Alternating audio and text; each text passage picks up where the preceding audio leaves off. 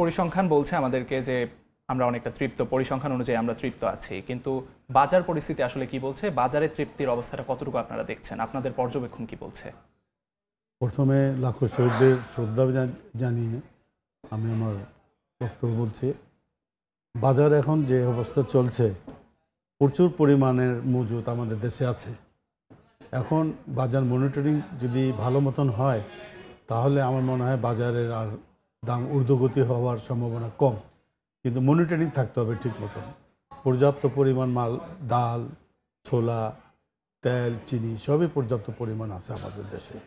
শুধু মনিটরিংটা ভালো করে করলে আমার মনে হয় মার্কেটটা ঠিক থাকবে। আচ্ছা, এখানে একটু আমি প্রশ্ন যোগ করতে চাই। তেলের সরবরাহের কথা বলছিলেন, আসলে সরবরাহটা কি আপনারা স্বাভাবিক দেখতে পাচ্ছেন? স্বাভাবিক মনে হচ্ছে আপনাদের কাছে? না, সরবরাহটা স্বাভাবিক না। সরবরাহটা কিছু অস্বাভাবিক থাকার কারণে হয়তো কিছু কিছু জায়গায় তেলের দাম বাড়তি আছে। তো এটা যদি সরবরাহ যদি ঠিক রাখে তাহলে আমার মনে হয় ওই বাড়তি দামটা অতি শীঘ্রই কমে যাবে। এদিকে মিল মালিকরা কিন্তু বরাবরই বলে আসছেন যে তারা তেলের সরবরাহ করছেন, তাহলে বাজার পরিস্থিতিতে তার প্রতিফলন আমরা দেখতে পাচ্ছি না কেন? যে ওরা বলে যে আপনারা মিলে গাড়ি পাঠান, ডিউ দেওয়া গাড়ি পাঠান, আমরা মাল ডেলিভারি দিয়ে দিব, কিন্তু গাড়ি গিয়ে 1 দিন 2 দিন 3 দিন 4 দিন বসে থাকে, তারপরেও তারা মাল পায় না, সিরিয়াল পায় না তারা। তো এই রকম সিরিয়াল যদি মিস্টেক হয় তাহলে মালের প্রতি পর্তাটা বেশি হয়ে যায়, কারণ একটা ট্রাক ভাড়া প্রত্যেক দিন গুনতে হয়।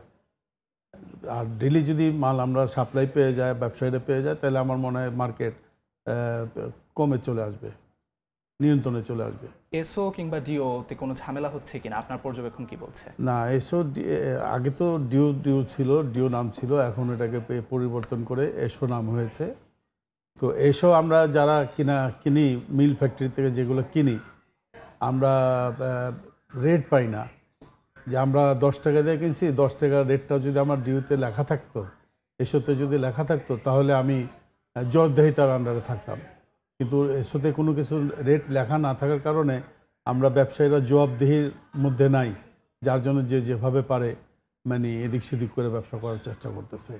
এই জটিলতাটা কোন পণ্যের ক্ষেত্রে আপনারা বেশি লক্ষ্য করছেন? তেল, চিনি, ডাল, কোন ক্ষেত্রে? জি, আমরা এখন তেলের উপরে আর চিনির উপরেই বেশি লক্ষ্য করছি। তবে চিনিটা কিছু ডেলিভারি নর্মাল হয়ে আসছে, কিন্তু সোয়াবিন, পাম এগুলো আমরা সাধারণত ভালোভাবে সময় মতো আমরা ডেলিভারি পাচ্ছিও না, যার জন্য বাজারকে কন্ট্রোলও করা যাচ্ছে না। জাতীয় ভোক্তা অধিকার কমিটি বা বিভিন্ন কমিটির সঙ্গে যখন আপনারা বৈঠকে বসেন, তখন সরকারি বিভিন্ন সংস্থার সঙ্গে বৈঠকে আপনারা এই বিষয়গুলো উত্থাপন করলে তাদের থেকে কীরকম ফিডব্যাক আপনারা পান, বা তাদের থেকে কোনো প্রতিকারের ব্যবস্থা সম্পর্কে কি বলা হয়? না, আমরা ব্যবসায়ীরা কিন্তু খুব চাপে থাকি সব সময়।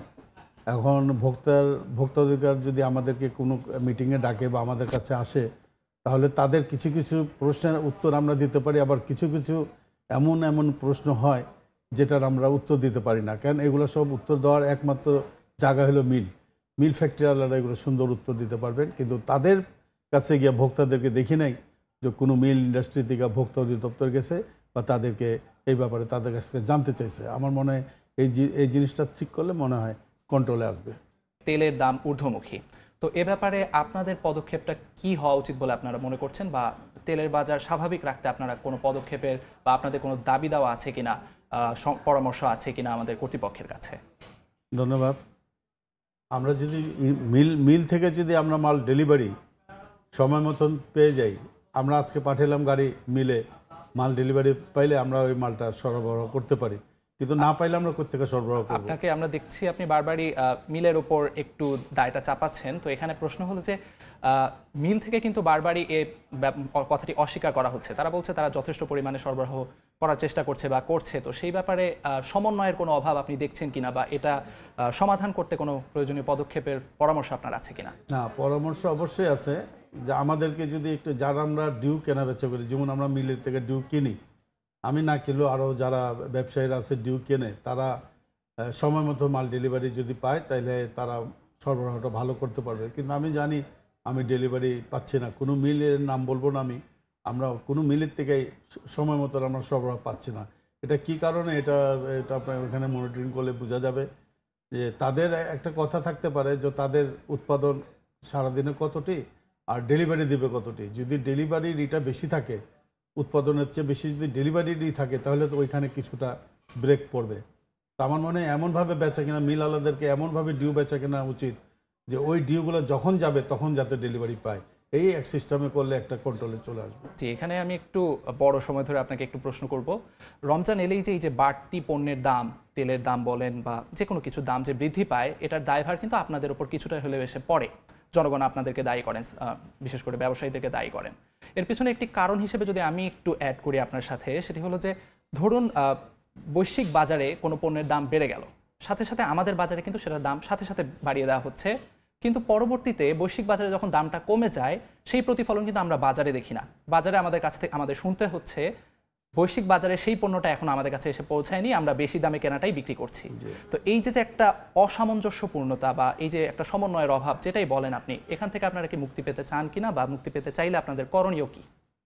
না, এখান থেকে আমরা মুক্তি পেতে চাই, কিন্তু আমাদের ন্যাচারালি যে কিছুটা দুর্বলতা আছে, মানে আমরা ন্যাচারালি একটু ইমানের মতন আমরা চলি না। বাইরে আমরা জানি এই রমজান মাস আসলে তারা জিনিসপত্র দাম এমন লেভেলে নিয়ে আসে, লাভ তারা করে না, মানে ভোক্তাদেরকে খুব সুযোগ সুবিধা দেয়। আমাদের দেশের ওই মনোমানসিকতা এখন আমাদের ভিতরে তৈরি হয় নাই, যার জন্য প্রতিবারই বলি জিনিসের দাম কম রাখা দরকার। আমি ইচ্ছা করলেও পারতেছি না, কেন আমাদের একটু নৈতিকতার একটু ঝামেলা আছে।